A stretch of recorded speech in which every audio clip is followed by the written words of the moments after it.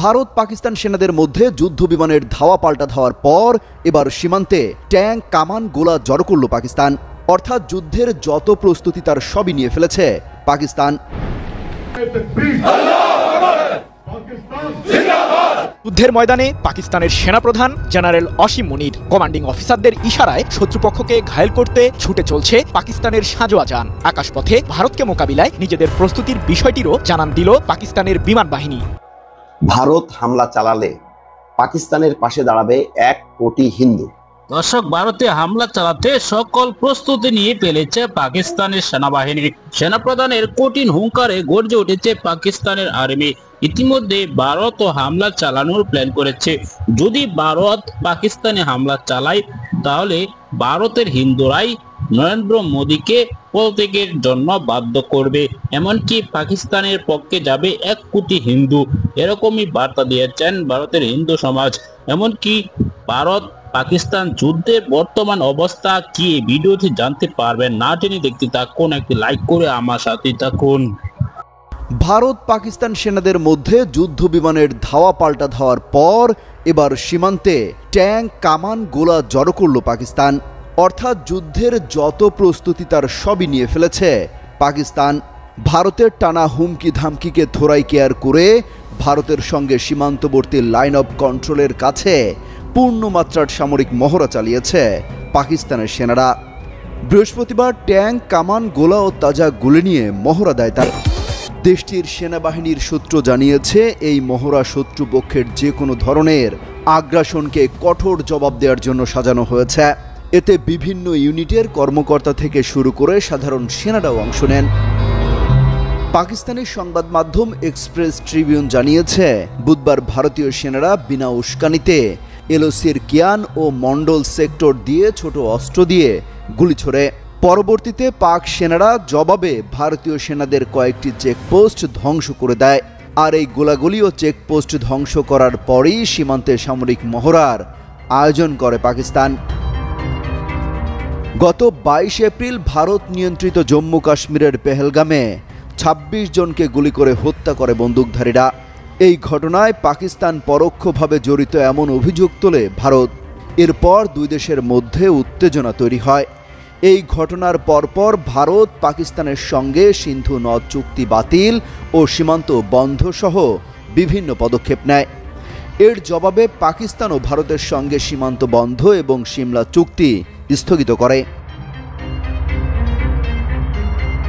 এসবের মধ্যে গত বুধবার পাকিস্তানের তথ্যমন্ত্রী হঠাৎ করে জানান, বৃহস্পতিবারের মধ্যে ভারত তাদের উপর হামলা চালাতে পারে। এর মধ্যে আবার ভারতীয় প্রধানমন্ত্রী নরেন্দ্র মোদী পেহেলগামের হামলার জবাব দিতে দেশটির সশস্ত্র বাহিনীকে অপারেশনাল ফ্রিডম দেন। এতে পাকিস্তানে হামলার আশঙ্কা আরও বেড়ে যায়। তবে পাকিস্তান সতর্কতা দিয়ে বলেছে, যদি তাদের ভূখণ্ডে কোনো ধরনের হামলা হয় তাহলে এর কঠোর জবাব দিতে 1 সেকেন্ডও ভাববেন না তারা। দর্শক, একটা ব্যতিক্রমী খবর। ভারত হামলা চালালে পাকিস্তানের পাশে দাঁড়াবে 1 কোটি হিন্দু। পিপিপির সংখ্যালঘু সদস্য সঞ্জয় কুমার তার ঘোষণা। পিপিপি মানে পাকিস্তান পিপলস পার্টি। তার সংখ্যালঘু সদস্য সঞ্জয় কুমার এই ঘোষণা দিয়েছে। পাকিস্তানেও যে এত বিপুল পরিমাণ হিন্দু বসবাস করে আমার জানা ছিল না। এই খবরের সূত্রে জানলাম যে 1 কোটি হিন্দু, সংখ্যা কম না। বেলুচিস্তান প্রাদেশিক পরিষদের পিপিপির, পাকিস্তান পিপলস পার্টির সংখ্যালঘু সদস্য সঞ্জয় কুমার বলেছেন, পাকিস্তানের হিন্দু সম্প্রদায় দেশের সশস্ত্র বাহিনীর সঙ্গে একতাবদ্ধ। যদি ভারত হামলা চালানোর চেষ্টা করে তবে পাকিস্তানের 1 কোটি হিন্দু সেনাবাহিনীর পাশে থাকবে, দাঁড়াবে। বুধবার এক সমাবেশে তিনি এই কথা বলেন। খবর দ্য ডনের, পাকিস্তানের গণমাধ্যম দ্য ডন, খুবই প্রভাবশালী গণমাধ্যম। ভারতের বিরুদ্ধে রাস্তায় নেমে বিক্ষোভ করেছে বেলুচিস্তানের কোয়েটারের হিন্দু সম্প্রদায়ের সদস্যরা। সম্প্রতি কাশ্মীরের পেহেলগামে সন্ত্রাসী হামলার ঘটনায় পাকিস্তানের বিরুদ্ধে অভিযোগ তোলে ভারত। এই অভিযোগের বিরুদ্ধেই প্রতিবাদে নামে হিন্দু সম্প্রদায়। সঞ্জয় কুমারের নেতৃত্বে আয়োজিত বিক্ষোভে নারী পুরুষ উভয় অংশ নেন। তাদের হাতে ছিল ভারতের প্রধানমন্ত্রী মোদী বিরোধী এবং দিল্লি বিরোধী প্লাকার্ড এবং ব্যানার। বিক্ষোভকারীরা শহরের বিভিন্ন সড়ক ঘুরে কোয়েটা প্রেস ক্লাবের সামনে জড়ো হন। সেখানে তারা ভারতীয় প্রধানমন্ত্রী নরেন্দ্র মোদী ও তার সরকারের বিরুদ্ধে স্লোগান দেন। একই সঙ্গে পেহেলগাম ঘটনায় পাকিস্তানের সম্পৃক্ততার অভিযোগ প্রত্যাখ্যান করে। বক্তব্য রাখেন আরো এক নারী নেত্রী। তারা ভারতের সিন্ধু পানি চুক্তি স্থগিতের সিদ্ধান্তেরও তীব্র সমালোচনা করেন এবং আন্তর্জাতিক চুক্তি লঙ্ঘন বলে আখ্যা দেন।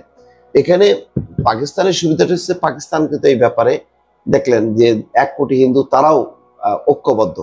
ভারতে একটা বিভাজন তৈরি হয়েছে। ভারতে উল্টা মানে বিজেপির সমর্থিত যেই হিন্দু উগ্র, তারা ওখানকার মুসলমান এবং কাশ্মীরিদেরকে দায়ী করছে, তাদের ঘর বাড়ি গুড়াই দিচ্ছে। এবং ভারতের বিভিন্ন রাজ্যে যেখানে কাশ্মীরি শিক্ষার্থীরা আছে, তারা রুম থেকে বেরোতে পারছে না, তাদেরকে নাজেহাল করছে।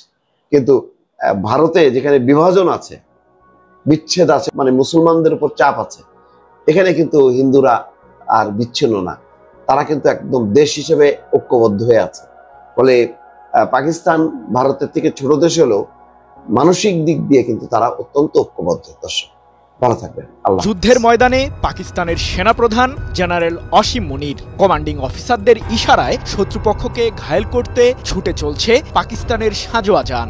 আকাশপথে ভারতকে মোকাবিলায় নিজেদের প্রস্তুতির বিষয়টিরও জানান দিল পাকিস্তানের বিমান বাহিনী। ভারতের বিরুদ্ধে লড়তে সেনাবাহিনীর ইউনিফর্মে ট্যাঙ্কের উপর দাঁড়িয়েই জেনারেল মুনির সামরিক বাহিনীর সদস্যদের দিচ্ছেন বিভিন্ন দিক নির্দেশনা। তার জ্বালাময়ী বক্তব্য শুনেই উপস্থিত সেনা সদস্যরা জিন্দাবাদ জিন্দাবাদ প্রতিধ্বনিতে প্রকম্পিত করে তোলেন যুদ্ধের ময়দান। নিজের বাহিনীকে যুদ্ধে ঝাঁপিয়ে পড়তেই যেন জেনারেল মুনিরের সর্বোচ্চ চেষ্টা। প্রিয় দর্শক, আপনারা জানেন বর্তমান সময়ে ভারত ও পাকিস্তানের যে একটি উত্তেজনা তৈরি হচ্ছে, সেটি কিন্তু যুদ্ধের পরিস্থিতি তৈরি হতে যাচ্ছে।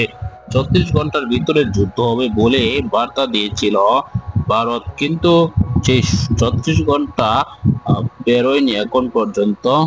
যুদ্ধ কিন্তু শুরু হতে যাচ্ছে এরকমই দেখা যাচ্ছে, কেননা সীমান্তে একের পর এক ট্যাঙ্ক সেনা জড়ো করছে পাকিস্তান, সামরিক তারা মহড়া দিচ্ছে। এদিকে ভারত বিমান নিয়ে তারা যুদ্ধ বিমানের একটি মহড়া দিচ্ছে। এরকম পাল্টাপাল্টির মধ্যেই কিন্তু চলছে ভারত পাকিস্তানের বর্তমান অবস্থা। তাহলে এই যুদ্ধ কখন শুরু হতে যাচ্ছে, এমনকি যুদ্ধ নিয়ে যে বার্তা দিচ্ছে ভারতের হিন্দু সমাজ, এই ভিডিওতে দেখেছেন। দর্শক, এইসব বিষয় নিয়ে আপনার কি মতামত জানাবেন।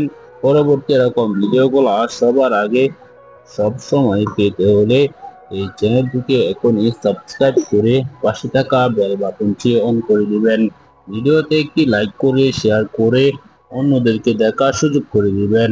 এই মুহূর্তে বিদায় নিচ্ছি, দেখা হবে পরবর্তী কোনো ভিডিওতে।